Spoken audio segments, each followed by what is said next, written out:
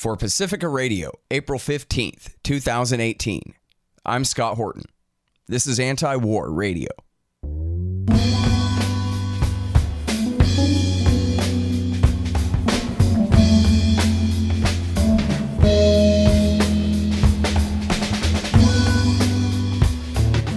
All right, y'all, welcome to the show. It is Anti-War Radio. I'm your host, Scott Horton.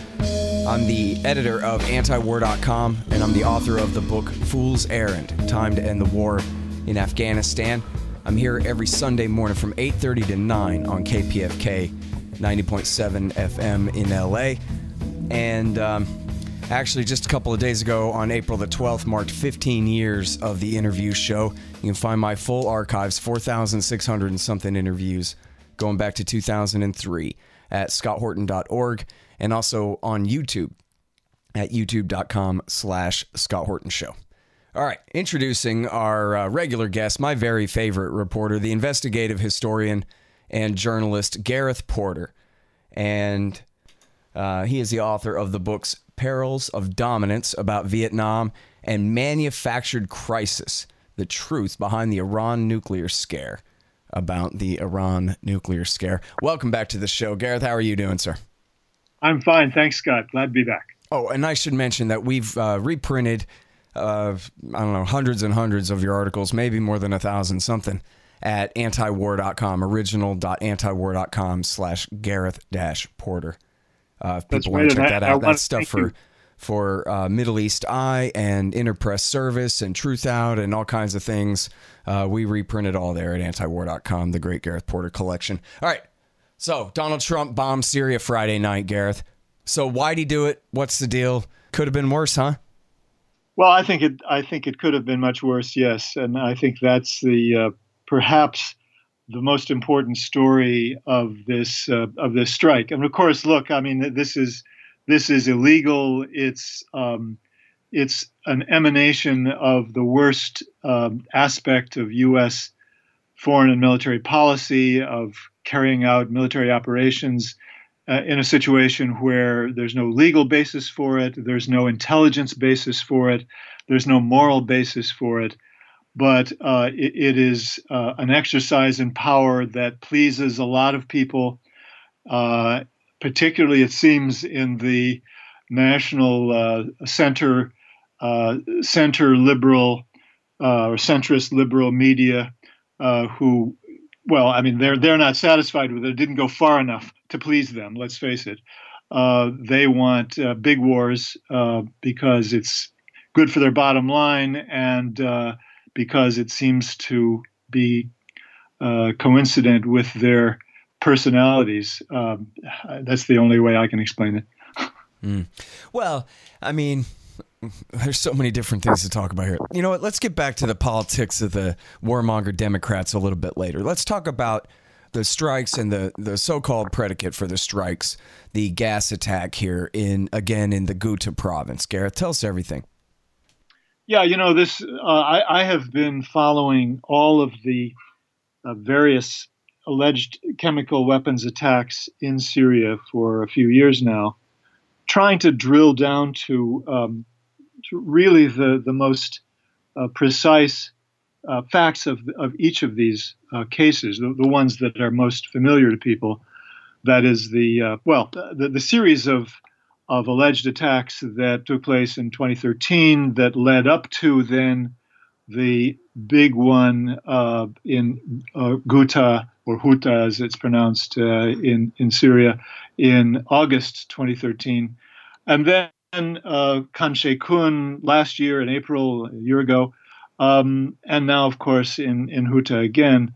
And I must say that none of these instances in which supposedly the Syrian government used poison gas, if you look carefully at the documentation of the known documented facts surrounding each of these cases, the intelligence that was claimed to be clear-cut in each of these cases simply could not have been clear-cut. It was very, very ambiguous, to say the least.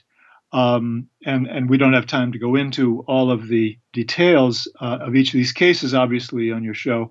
but I did a long piece for a journal called Middle East Policy. It's one of the most difficult. It's the most difficult thing that I've ever published in order to get people to be able to read it, because it's not online. You have to subscribe to the journal to read it. But I did detail my analysis of all of the ones, not including Khan Sheikhoun or the current one, obviously. But I think the pattern here that one has to recognize is significant is that in every case, U.S. intelligence was asked to render a judgment under circumstances where it was clear what the administration, either the Obama administration or the Trump administration, what they wanted. And in each case, they did render a judgment that served the precise political interests of the administration in question. So I talk about that in great detail in this piece. And anyone who's interested enough, could go to a library and find that piece in Middle East Policy. The date of it is fall of 2016. It's fall 2016 Middle East Policy. So well, you better send me the PDF. Yeah, I should do that. You're right. I'm sorry. Go ahead. Anyway, this current case may well be the most egregious example of this, because if you look at the videos that have been published to document this, the videos that have obviously been posted by the media activists in that part of Syria who were close to the armed opposition, in that case, particularly the Jaish al-Islam people, and the White Helmets, of course. What you find is that there's no visual evidence of any of the symptoms that are associated certainly with sarin exposure. And really, I have not thus far seen, and maybe there's something that I've missed. I have not thus far seen even the any symptoms that would be associated with chlorine poisoning. And what we see is this sort of mass hysteria scene in the hospital, with people being doused with hoses and dead babies, dead children in a basement. And that simply is not sufficient documentation to say that there was a chemical attack in that. Well, did you see the statement that was put out by the White House last night, where they claimed, well, there were helicopters that were flying around and there's multiple witnesses to that, et cetera? Yeah, I saw that. And no doubt there were people who were willing to witness to that.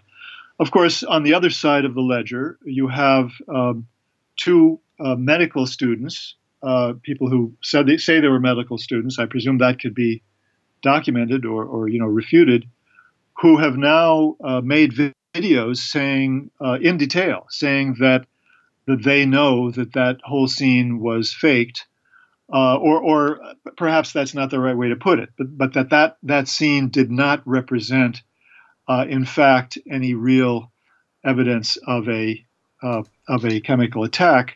It looks completely ridiculous to me, honestly. It's just people forced to stand there and be sprayed with water. But how does that show that they've been poisoned with chlorine necessarily at all? No, not at all. And what they said was that somebody came into the hospital and started yelling, "This is a chemical attack! This is a chemical attack!" and that there was panic, and a fight broke out, according to one of these two young people who has now come forward to refute the political line that this was a chemical attack.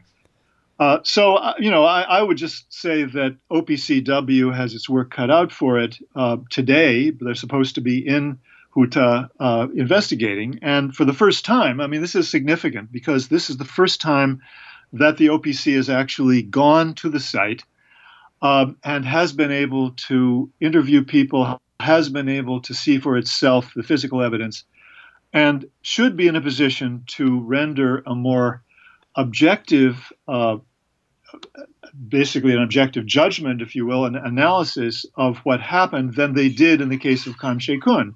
That was a complete miscarriage of justice, a miscarriage of professional duty on the part of OPCW, because they never went there, and they are not supposed to consider any evidence, quote unquote, that has not been obtained directly by the OPCW staff itself. They violated their own rules completely in the process of going ahead with a report on the Khan Sheikhoun affair that simply did not have to do with evidence that they could vouch for. And I've written about that at some length, as you know. Well, and they ended up discrediting their own story anyway when they frankly admit that the victims started showing up at the hospitals before the attack even happened there. So, well, something that's was true. off. They did, to their credit, make that point. And I mean, this is perhaps the seal on the entire affair that should discredit completely the.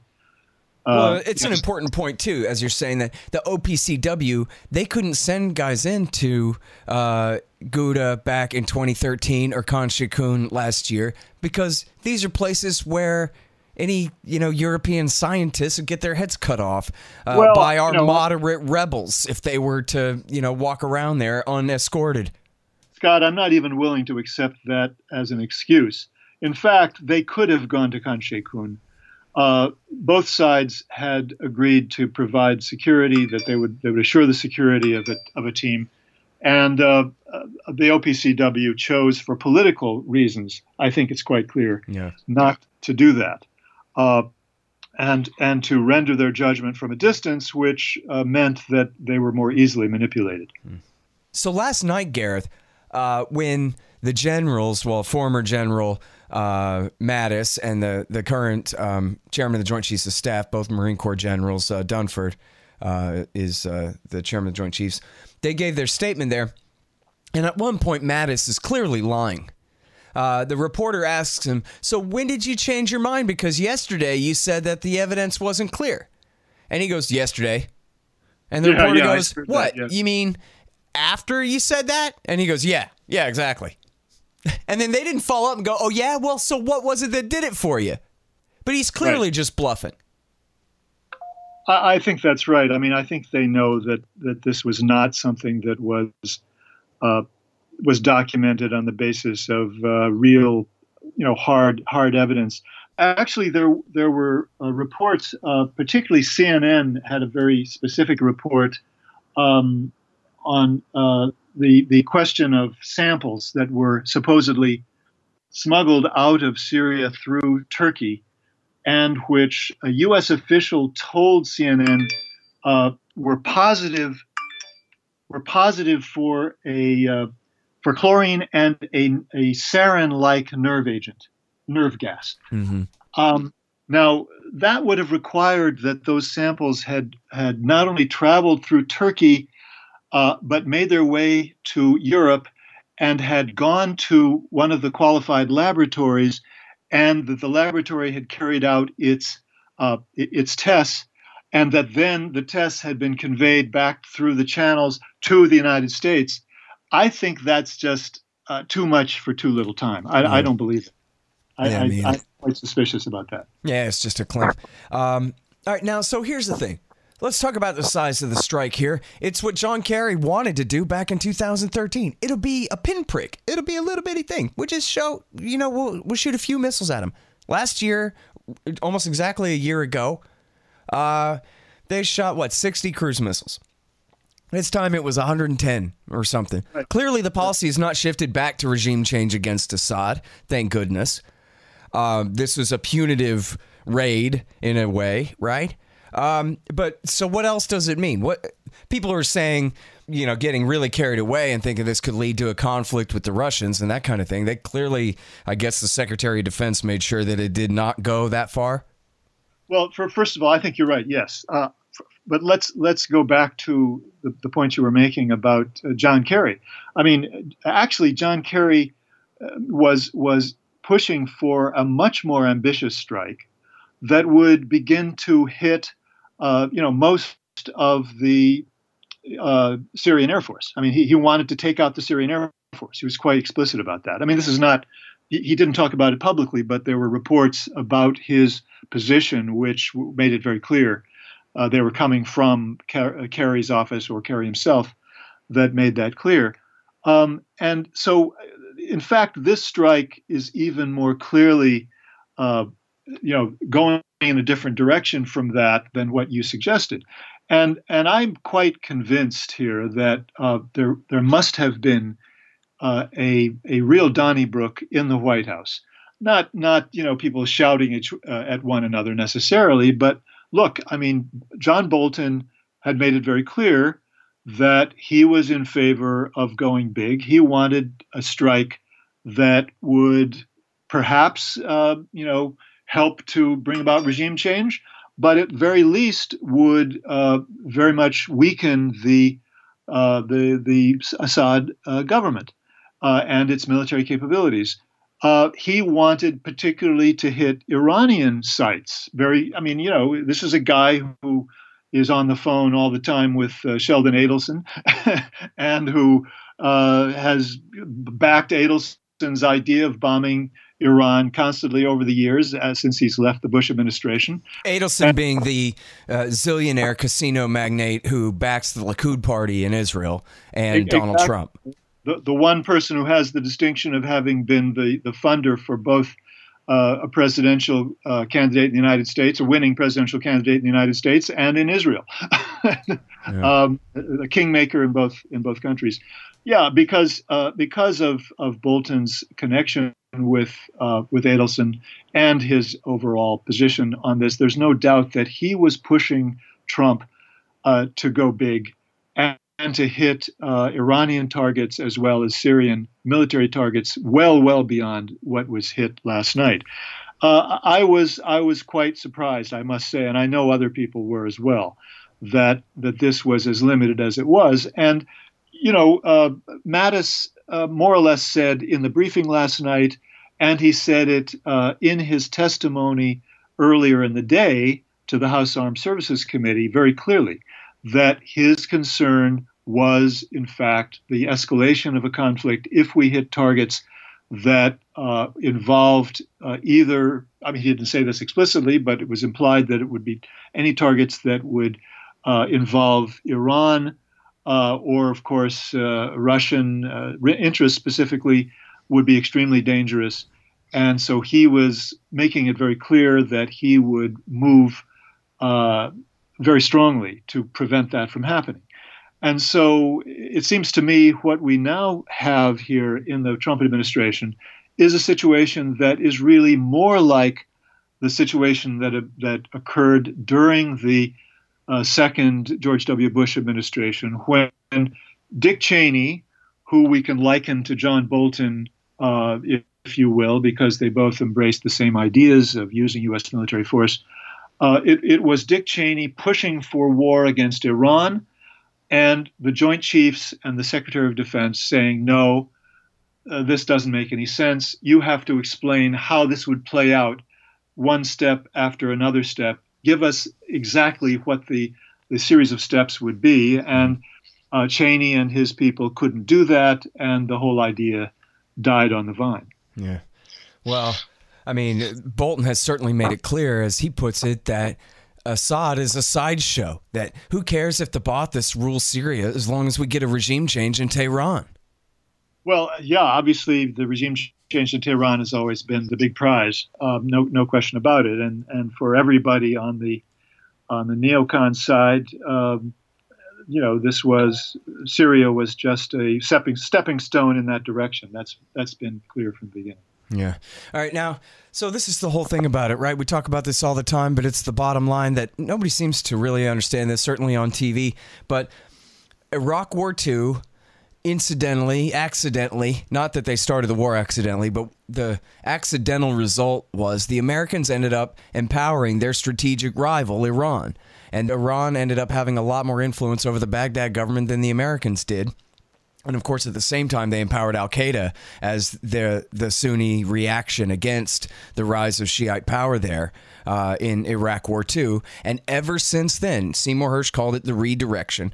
And ever since then, they're trying to make up for this huge own goal where they shot themselves in the foot here, George W. Bush and his men. And so since then, they've been backing the Sunni reaction. But of course, the vanguard of those forces, it's not the Saudi infantry or something, it's al-Qaeda. And so that's who they've been backing in Syria. And as Obama told Jeffrey Goldberg in 2012, the reason we're doing this is to weaken Iran. Because Assad and the Alawite Ba'athist regime in Damascus is allied with Iran. So we can't start Iraq War II all over again for the Sunnis. But as a consolation prize, we can try to take out Assad. But this is what ended up leading to the rise of the al-Nusra Front and the Islamic State. But to such a degree, of course, that Assad then asked for Iran and Hezbollah and Russia to come and help him. So now here we are, far into the future in the spring of 2018, where the Americans are, because all of this is their fault, so they don't ever mention any of what I just mentioned, the antecedents here. They're saying now Iran and Russia and Hezbollah are ascendant in Syria. And so never mind how it got that way and that it's all their fault and it's all a reaction to their horrible policies over the last, this century.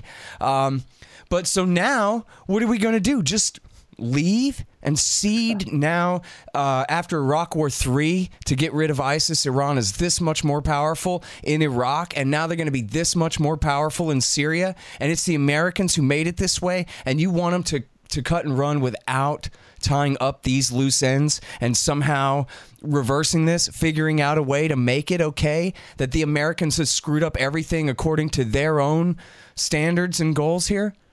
So yeah, what you're talking about, Scott, is of course the great problem of U.S. foreign and military policy in the Middle East, which is that the United States set out after the Cold War was over and the Soviet Union had collapsed to begin a whole new chapter of its quest for power, and violated the fundamental rule that had been followed by U.S.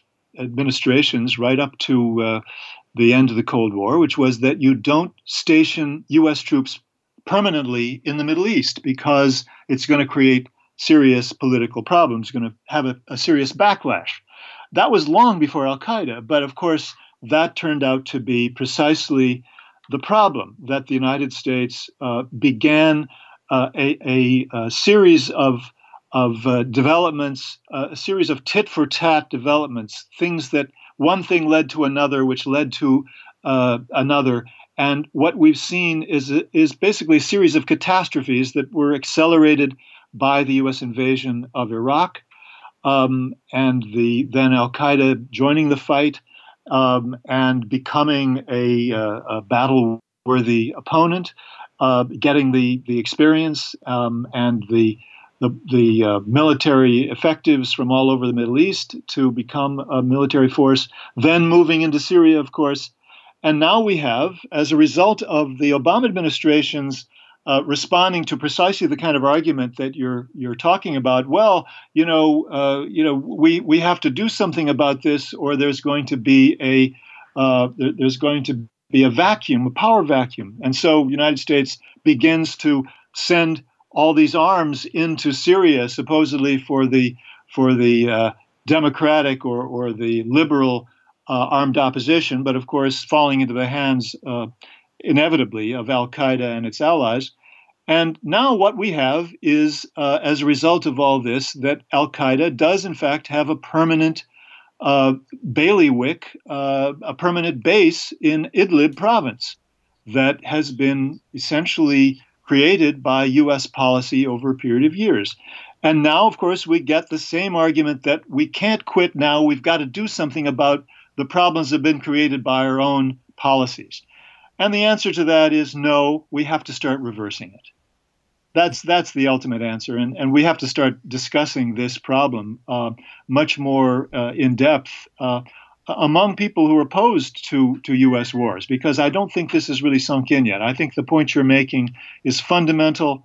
We have to hammer away at this. People have to understand it. They have to talk about it over and over again. Yeah. Well, and think about how outrageous it is, the bait and switch. Never even mind targeting Saddam Hussein, but targeting the Ayatollah and Hezbollah and the government of Syria, the Shiite axis, when the American people were sold on the war on terrorism was supposed to be to go get Osama bin Laden and his 400 friends hiding in Afghanistan, all of whom were the enemies of the Ayatollah, right?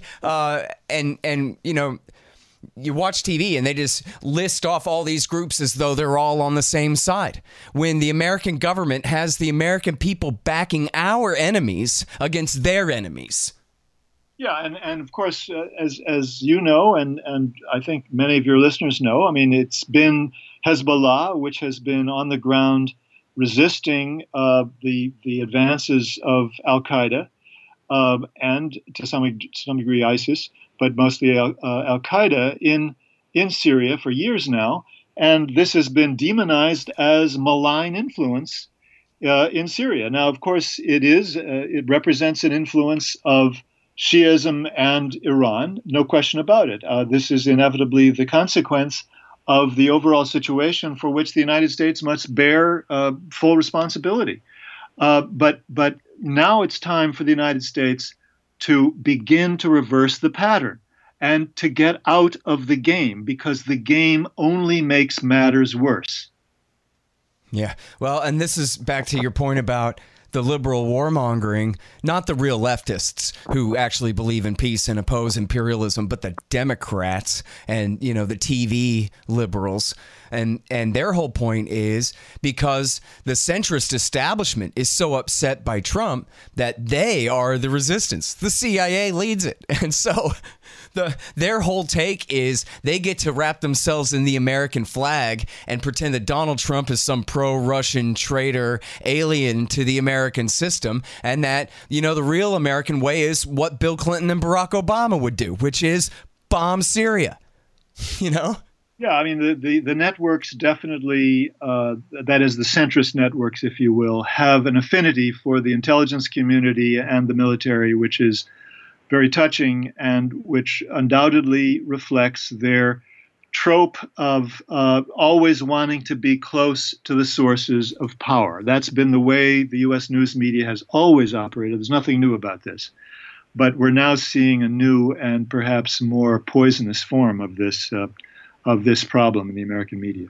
All right, you guys, that is the great Gareth Porter. He wrote Perils of Dominance about Vietnam and Manufactured Crisis about Iran's nuclear program. He writes regularly for truthout.org, and you can find all his archives at antiwar.com. Thank you very much, sir. Appreciate it. Thanks so much for having me, Scott. All right, you guys, and that's it for Anti-War Radio for this morning. Thanks very much for listening. You can find my full archive, 15 years worth now, at scotthorton.org. 4,600 interviews for you there, and they're all also on youtube.com as well. You can follow me on Twitter at Scott Horton Show. See you guys next week.